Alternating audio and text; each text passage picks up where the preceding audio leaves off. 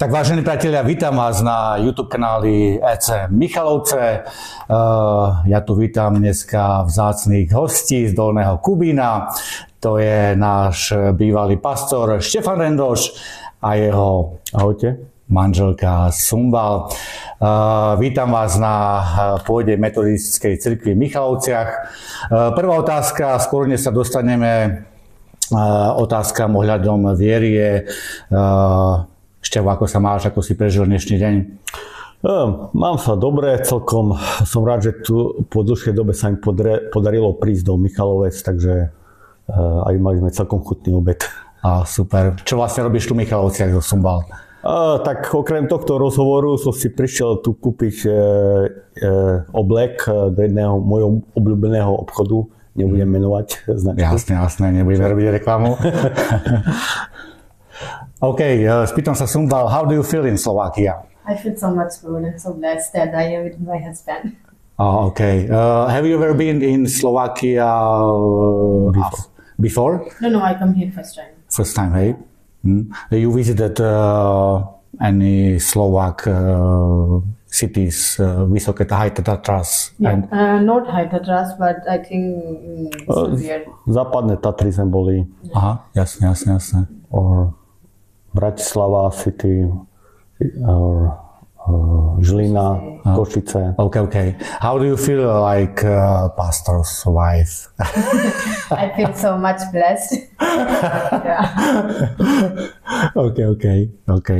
We will pray for us and your situation in Slovakia. Okay.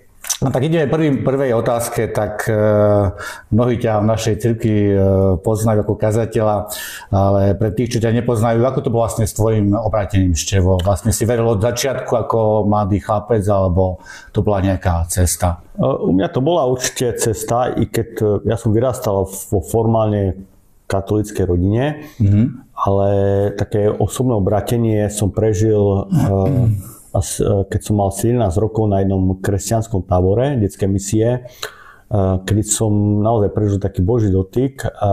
V čase určite takej krízy, takej identity, ktorú som prežíval ako mladý človek, som našiel v Kristovi niekoho, kto ma má rád napriek tomu, aký som. A bol to moment, kedy som prvýkrát k nemu volal vlastnými slovami a prosil, aby mi odpustil, aby zmenil môj život. A Boh to urobil na tom tábore.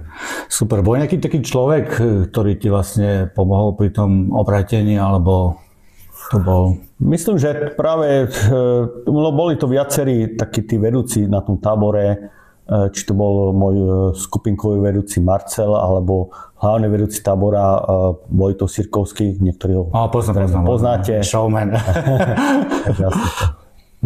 Ako to bolo vlastne v prípade Sumbal? Ja vlastne neviem nič. He asked about your spiritual way, how you found God. We arranged the meeting in our church in Pakistan, and we arranged some prayer camp. Then many people come in the church, and my dad prayed for the sick people. And your dad is pastor, yeah? Yeah, my dad is pastor. Okay. And that time I received the Holy Spirit and I accept the whole thing about spiritual life. Oh, super.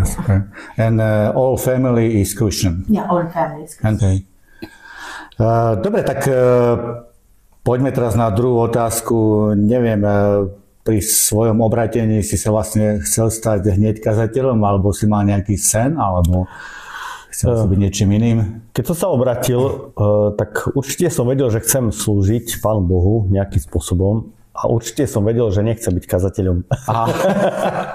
Čiže prvé roky to boli také áno, že bol som nastavený, slúžil som v rôznych oblastiach s mladými, s deťmi, v nejakej modlitevnej službe, s mládežou a podobne, kde bolo treba. Ale nechcel som byť kazateľom, vnímal som, že nie som na to možno vhodný, pripravený, no ale Pán Boh mal trošku iné plány so mnou. Čím si tak chcel byť? Chcel si iba slúžiť ako cirkvi, nejakou službou, alebo Ako vedel si predstaviť, že budem možno slúžiť v nejakej kresťanskej organizácii, možno s mládežou alebo s deťmi alebo niečo v podobnom, ale bol som naozaj otvorený, kde Pán Boh otvorí dvere, tak som ochotný, kde je potrebné, tak som ochotný slúžiť. To som vždy bol takto nastavený. Super, super. Spýtam sa tak, keď si vlastne sa ustal kazateľom, spomínaš si ešte na svoju prvú kázeň? Mal si nejakú trému, alebo... Myslím, že si pamätám, bol to prvýkrát práve tu v Michalovciach a určite som cítil trému, pretože to ma oslovil vtedajší kazateľ Robo Zachar a ma oslovil deň predtým, pred bohoslužbami, takže bolo jasné, že budem mať trému, ale nakoniec to dopadlo dobre. Myslím, že Pán Boh si to použil. Spýtam sa Sombal, do you have any dream for Christian ministry and child ministry and Yeah, I want that. When I learned the language, then I start the children ministry. Because in Pakistan, I already do work in the children ministry. Then I want that in future with my husband I do here. It's not a problem for me. Okay. I understand. Viem, že si bol niekoľkokrát dobrovoľníkom na Campfeste. Čo to tak pre teba ako znamenalo byť dobrovoľníkom?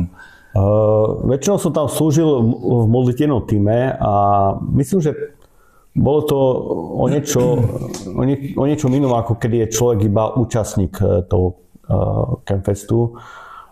Lebo počas toho týždňa, keď som tam bol, alebo boli sme tam ako tým, tak sme mohli ísť hĺbšie do modlitby. Asi si tam robil čo? Viac menej taká úloha bola, že sme sa, viac menej taká žehnajúca, že sme sa modlili za program, modlili sme sa za kapely predtým, než mali vystúpiť na stage, alebo sme sa modlili za tých, ktorí mali kázať Božie slovo a byť takými, ktorí budú držať ich ruky. A tak jednoducho modlitevne ich podporovať a žehnať. Ako modlitevná stráž. Taká modlitevná stráž v niečom zmysle. Dobre, trošku si oddychneme teraz od duchovných alebo od kresťanských tém. V poslednom čase ťa vidím na Facebooku, ako si v nejakom studenom jazere. Už ten pohľad ma zamrzá alebo ma mrzí kostiach, plus ťa vidím na nejakých bežeckých podujatiach, tak ako si sa k tomu vlastne dostal? Tak čo sa týka otužovania, tak to bolo cez kamaráta, ktorý ma nejak oslovil, že či to nechcem skúsiť, tak ja som najprv odolával, ale nejak tým, že ma pozbudzoval aj mi povedal, vysvetlil, ako to je, tak som vyskúšal a hneď ma to nejako chytilo a doteraz ma to nejako neomrzelo. Už to praktizujem 5 rokov a vidím také benefity toho otužovania na mojom zdraví, že to dosť posilnilo moju imunitu. A čo sa týka behania, tak myslím, že také prvé začiatky práve s tebou tu v Michalovciach, ešte keď som slúžil. Ale myslím, že tak aktívnejšie sa do toho dostal práve v tých Michalovciach, keď som pred asi 7 rokmi som začal mať nejaké problémy s zdravotné problémy a vlastne som v rámci toho nejakého, keď som navštevoval lekára, tak lekár mi odporúčil, nejakým spôsobom ma oslovil, či nechcem v rámci nejakého projektu, do ktorej bola tá doktorka zapojená, že by mi poskytla nejaký taký coaching so zámerom zmeny životného štýlu. To je nejaké také poradenstvo. No a vlastne ona ma tak nejak naštartovala, že som začal trošku inak uvažovať nad vecami a vtedy som začal aj tak aktívnejšie, pravidelnejšie behať a celkom ma to chytilo a tiež až dodnes vlastne dodnes už si to neviem predstaviť, že by som nebehával. Myslíš si, že šport ako pomáha kresťanovi tak byť trošku aj telesne zdatnejším, alebo... No myslím, že určite v tom, že veľakrát, keď slúžime, povedzme ako kazatelia, tak veľakrát je to taká dosť také náročné na psychiku a čiže je to skôr taká práca na myseľ a niekedy potrebujem sa odreagovať, to je jedna vec. A druhá vec, je to dobrá vec, že keď človek aktívne športuje, tak to človeka učí aj určitej disciplíne, ktorú potrebuje mať aj vlastne priamo v službe. A čo Sumbal? Do you like sport? Yeah. Run and... Yeah. Yeah, okay. Run? Football. I so much like football. Football? Yeah. Soccer. Dobre, tak ideme postupne od športu. Vlastne pred mesiacom, myslím si, sa oženil so Sumbal, a to je tvoja manželka. Tak ako sa vlastne zmenil život manželstva? Zmenilo sa určite, lebo zrazu musím prehodnocovať niektoré veci v zmysle, že nejakého denného režimu, modlitebného režimu, aj čo sa týka povedzme toho behania, plánovania si tréningov. Zrazu už nie som pán svojho času, ale hlavne toho teda voľného času, ale musím sa aj prispôsobovať veci. V tomto je to také iné. Ale na druhej strane je to také aj veľmi požehnané, že mám pri sebe niekoho, s kým môžem zdieľať veci, s kým sa môžem modliť a že nie som na tieto veci sám, alebo že nie som už sám celkovo. Spýtal sa Sumbal, is a big change married? And... Yeah. Okay. Dobre, tak poďme sa vrátiť tvojej momentálnej práci v Dolnom Kubine. Ty si tam vlastne kazateľ. Ako sa ti páči v tomto spoločenstve? Aký bol tvoj prvý dojem z toho, keď si tam prišiel? Myslím, že tam, ja už som to spoločenstvo zhruba poznal, takže trošku som vedel, do čoho idem. Ja sa viac menej celkom tešil do toho Kubina. Mne celkom vyhovuje aj to mesto, že je to také malé mesto, že je to v peknom prostredí alebo v peknom kraji, Oravskom, všade naokolo sú hory. Ale aj to samotné spoločenstvo je také aktívne, veľmi živé. Je to väčšinou, alebo členovia, alebo ľudia, ktorí navštevujú to spoločenstvo, sú to väčšinou mladé rodiny. Že je tam taký veľký potenciál aj do budúcnosti. Čiže mal som taký dobrý pocit z toho zboru, alebo taký, takto. Máš nejakú takú víziu vlastne tohto spoločenstva, nejaký sen, že toto chceš dosiahnuť vlastne v Dolnom Kubine, alebo...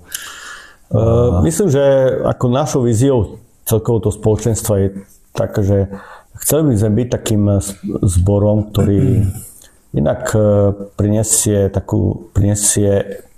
inak evanjelium do toho mesta, ale zároveň, že chcem byť ako zbor takým požehnaním pre mesto aj možno v takých praktických veciach, že takou soľou, že priniesť niečo, čo možno to mesto potrebuje, čo nejakým spôsobom šťastie už aj naplňujeme, lebo máme tam nejaké súčasťou aj našich zborovej budovy, že jedna naša členka tam má také aktivity pre matky s deťmi, ktoré žijú v meste, Mami klub a niekoľko takých rôznych aktivít v rámci toho. A hľadám spôsob, ako to prepojiť práve so zborom a takto nejakým spôsobom byť prínosný pre to mesto ako také.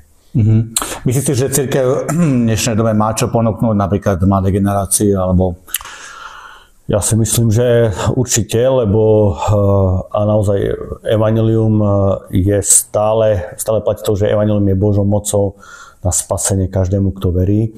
A verím tomu, že aj v každej dobe sú ľudia, ktorí potrebujú Krista, hľadajú Boha. Niekedy si to možno ani neuvedomujú. Myslím, že hlavnou výzvou je len to, že ako aj ten spôsob, ako sa dostať k tomu človeku, akým spôsobom prinesieme tú radostnú správu. Tak aby to bolo, aby to človek v dnešnej dobe to vedel možno tomu porozumieť tej zvesti. Preto mladí ľudia sú odchovaní na mobiloch, sociálne siete, a to je, myslím, že niekedy dosť problém.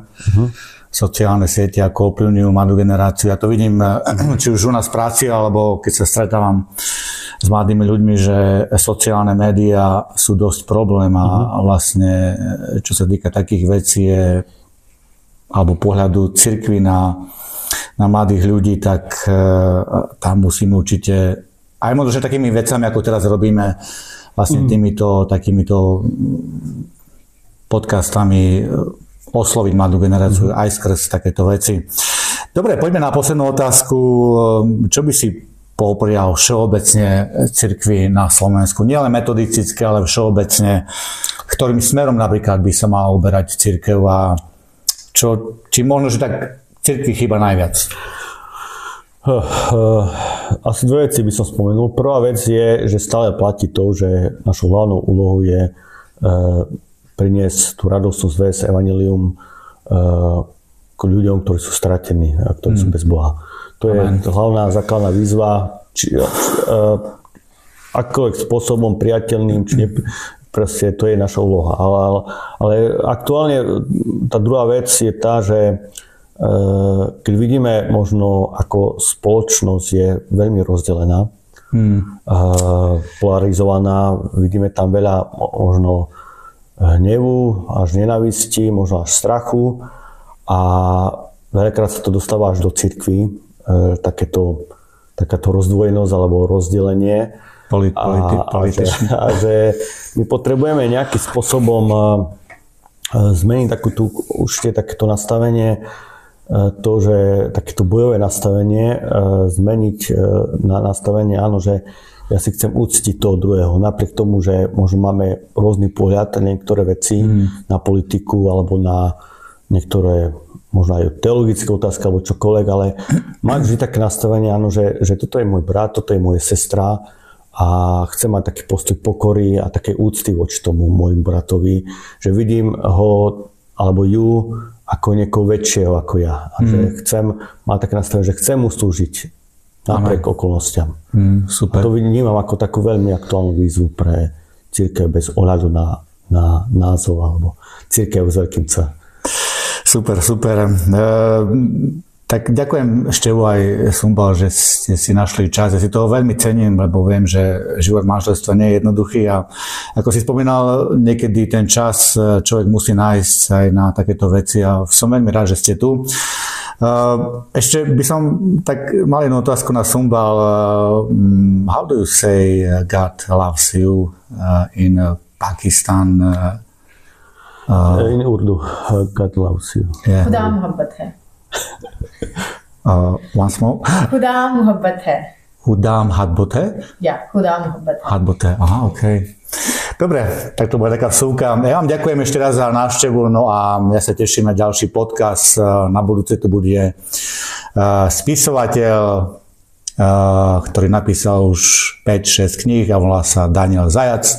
Tak ja sa teším na ďalší podcast. Ešte raz Števo Sumbal, ďakujem za návštevu, thanks for visit, no a prajem vám veľa Božieho požehnania na Božej Vinici v Dolnom Kubíne. Ďakujem. Amen. Dobre. OK.